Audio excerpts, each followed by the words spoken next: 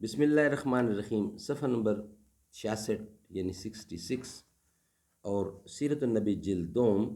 ناظرین، ہمارا ہیڈنگ چل رہا ہے ایک عقائد اور اسلام کے اصول اولین۔ اس کا پہلا حصہ بیان کر چکے ہیں اس سے پچھلے والے ویلاگ میں، اور اس کا بقیہ حصہ رہتا ہے وہ ہم آپ کی خدمت میں پیش کریں گے۔ اردو زبان میں سرور عالم صلی اللہ علیہ وسلم کی سیرت پر جامع ترین کتاب سیرت النبی صلی اللہ علیہ وآلہ وسلم۔ رائٹر ہیں اس کتاب کے علامہ شبلی نعمانی رحمۃ اللہ، علامہ سید سلیمان ندوی رحمۃ اللہ۔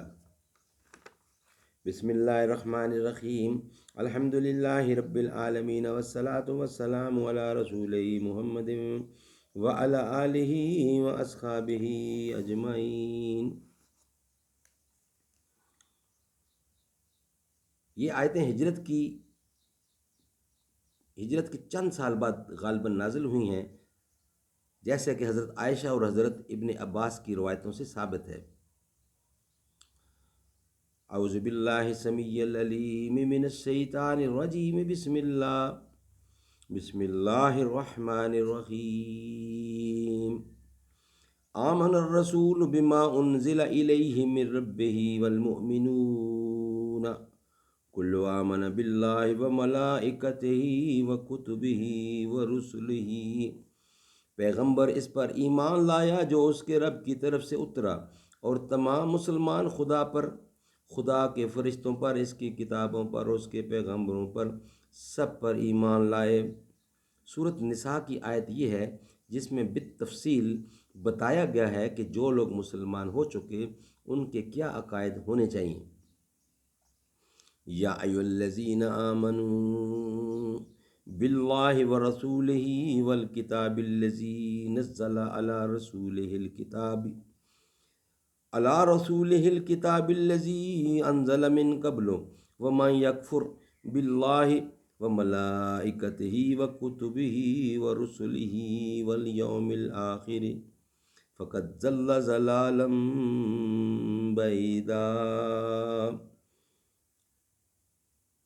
اے وہ لوگو جو ایمان لا چکے ہو، ایمان لو خدا پر، اس کے رسول پر، اور اس کی کتاب پر، اور اس کتاب پر جو اس نے اپنے رسول پر اتاری، اور اس کتاب پر جو اس سے پہلے اتاری۔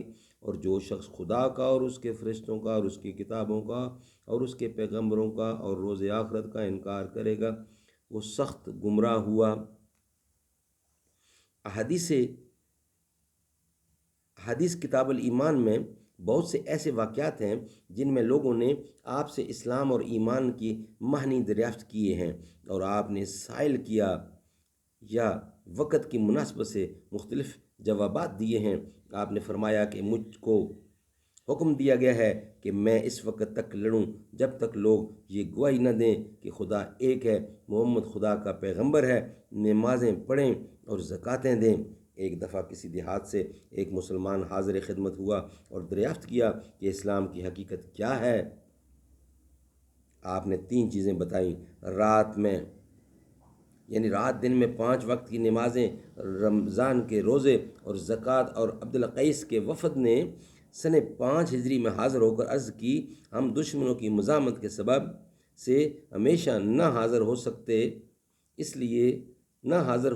اس لیے ایسے کام بتلائے جائیں جو ان لوگوں کو بھی سنا دیے جائیں جو شرف حضوری حاصل نہیں کر سکتے۔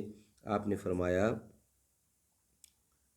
اس بات کی شہادت کہ خدا ایک ہے، محمد خدا کے پیغمبر ہیں، نماز پڑھنا، زکوٰۃ دینا، رمضان کے روزے رکھنا اور مال غنیمت میں سے 5واں حصہ دینا۔